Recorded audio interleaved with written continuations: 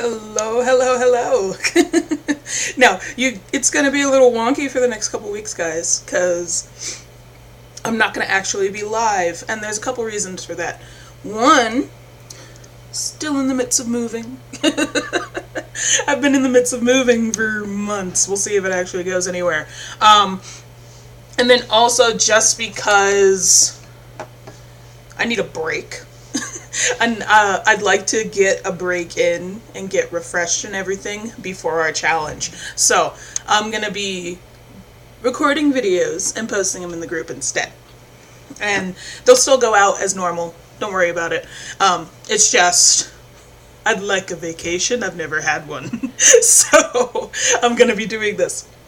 But today we're going to keep going with getting ready for this challenge, which if you haven't heard yet, because I've talked about it a bunch and there's an event and it's awesome, we're doing a quick start to reading tarot intuitively 5-day challenge from the 1st of January to the 5th. So all 5 days, there's going to be pin posts in the group for everybody to, participate in. I'm going to have a live stream every day at noon Mountain Standard Time, so that's 11 a.m. Pacific, 1 p.m. Central, and 2 p.m. Eastern.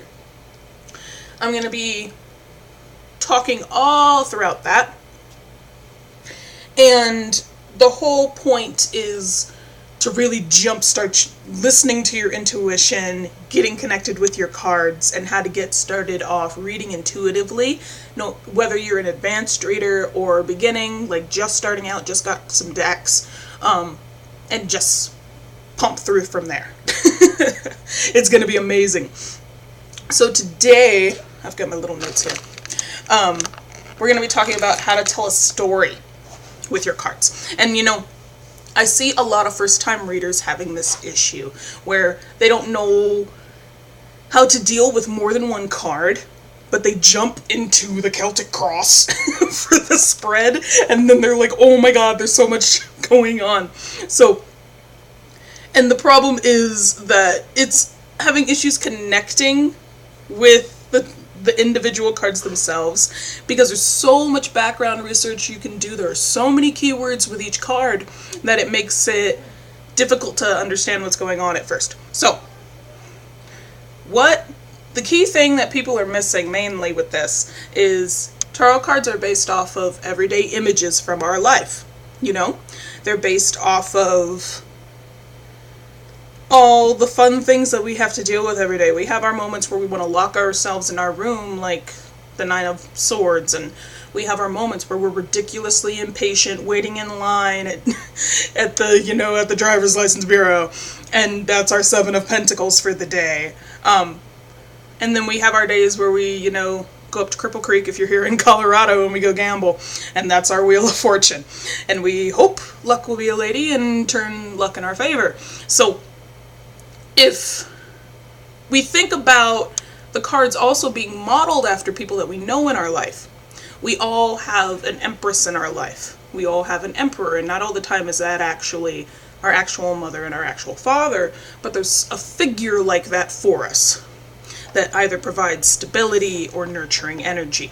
We have cards we aspire to be, because we all have this idea of what we want to be in our mind, of this person that we want to actually be. And we aspire to be an archetype. Like, if only I was a little more patient. If I was a little more manageable with my money. If only I was as masculine as I need to be and not so feminine. Just to give a couple of personal ones. Because the card I aspire to be is the Queen of Pentacles. Am I the Queen of Pentacles all the time? No. Some days I am very much the Queen of Cups, reversed. And that just, if you know the tarot as well as you do now, then automatically that pops an image in your head. But if you don't, you have an idea of who that is. Somebody who is incredibly nurturing, like overly nurturing, is the Dr. Phil, the Dr. Phil with tits, basically, who you come to for your problems, but has a habit of being manipulated. Things like that. So that automatically you can pop somebody in your mind, in your real life. They would be a Queen of Pentacles for you. Not Queen of Pentacles, Queen of Cups.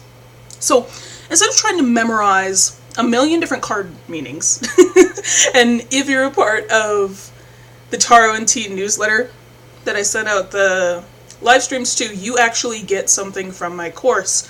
You get my complete set of tarot keywords that were based off of my first tarot journal.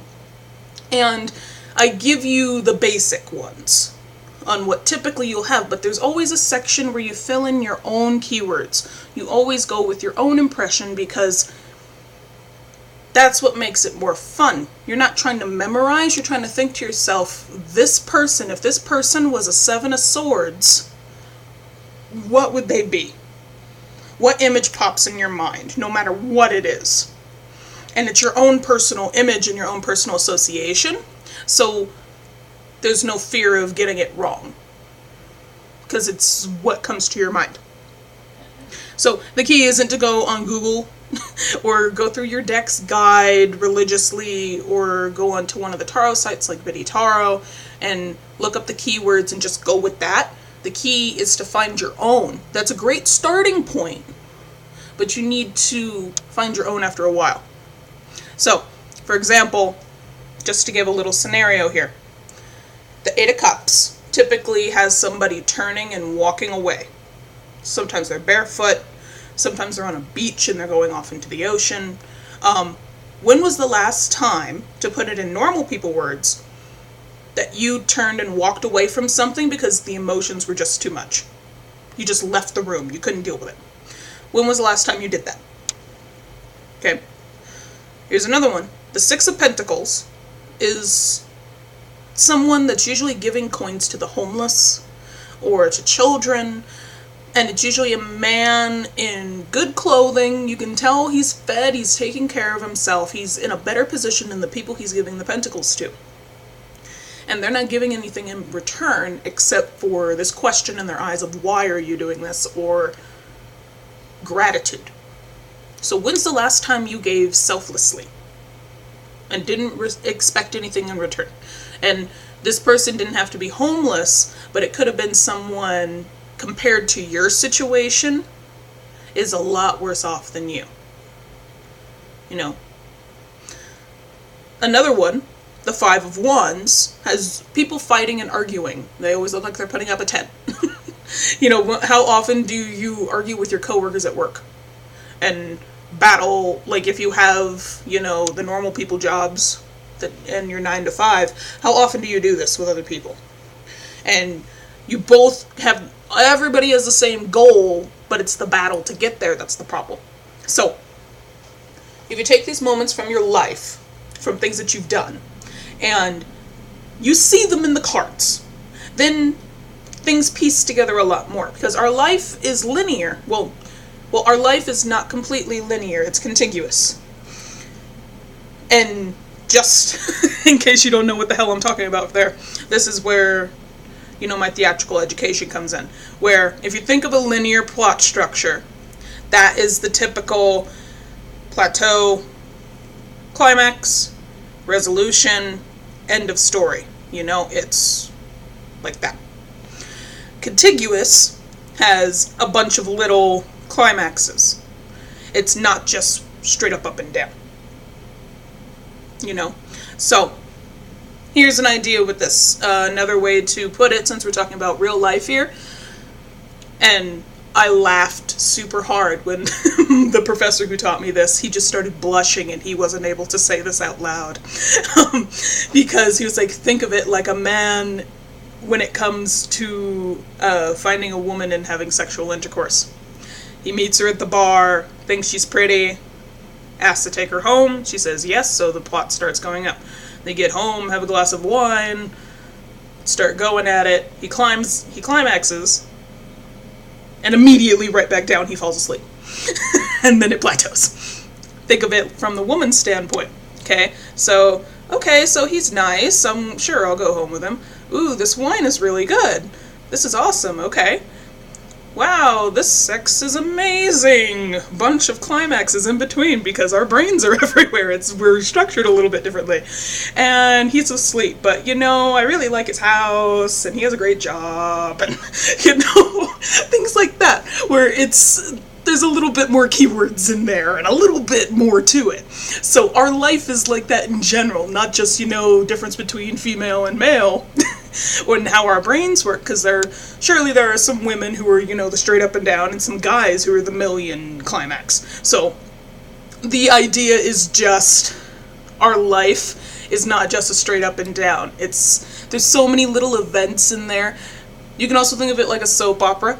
How soap operas usually have a billion stories going on at the same time, and they all come to their own little climaxes at different points. And if it's a series finale or a season finale, then they're all going to have it at the same time. And it's just going to build up and it's going to be ridiculous. Another way to think of it is sometimes you find out information from somebody in a reading at bits and pieces at different points in time, and then you have to figure out how they all mesh together in the story. So if you're talking to somebody, you ask them, okay, when's the last time you were in a relationship? 3 years ago. Okay, what happened? Well, it was a wonderful relationship. Okay, so that goes to the beginning part. But he cheated on me. Okay, so that's a climax part. But we had this fun time one time with my parents. Okay, so that's a little bit before the climax. And you see where you gotta piece it together to get to, okay, where are you now? You have all this history, you gotta put in the puzzle pieces, So, if we put our story with the 3 cards all together, we get, you walked away from your job because your ex was working there. Okay, 8 of Cups. And the emotions were too much for you. You got hired at somewhere else and decided to give part of your check to a homeless guy outside Walmart. Okay, so 6 of Pentacles. But you did this on your lunch break, and you came in late because you had to, get some more money out the ATM because you really wanted to help this guy. And you were late and got into an argument with some of your coworkers. Okay, so then that's the end of it with the 5 of Wands. So you can see events happening because of the other. It's all cause and effect, and things are moving all over the place. So it makes it so much easier if you think of it in that context, And it makes it so much more tangible for your mind to get, because it's not, this is only the right answer. It's like these cards fit into a bunch of different moments in our lives. So you need to figure out how to do that. And do it in the way that works for you. Tell a story with your cards, and it makes reading a giant spread so much easier. Okay? And I've talked about this before with spreads, but if you sit down at a table, like if you think of the typical Christmas or Thanksgiving dinner that you see in movies, where it's this long rectangular table, you have the head of the family at one end, and then you have the other, like the spouse at the other end, and all the family in between. The 2 spouses on either end of the table aren't going to talk to each other very much because they can't hear each other. Same thing with the people that are sitting here and the people that are sitting here. So, if you make the table round, you can still hear each other a little bit better, but you're still not going to get the whole story. So, key here, lessen the people at the table. Lessen the cards and the spread. Don't start off with a Celtic cross if you're brand new and don't understand how the cards work yet. You're going to understand the conversation and remember it so much more if there's only 3 cards as opposed to 11 when you're first starting out. After that, especially with what we're going to talk about next week, you're going to want to, then you'll be able to remember all those giant spreads a hell of a lot more, So, I hope you guys enjoyed this video for this week. Comment below, tell me what you think about, about telling a story with your cards, because it makes it so much more fun and so much more relatable, I personally feel. If you have something different, pop it below, and I'll come back and we'll discuss it. So, I hope you guys have an awesome rest of your week. Happy Friday, and I will see you later. Bye.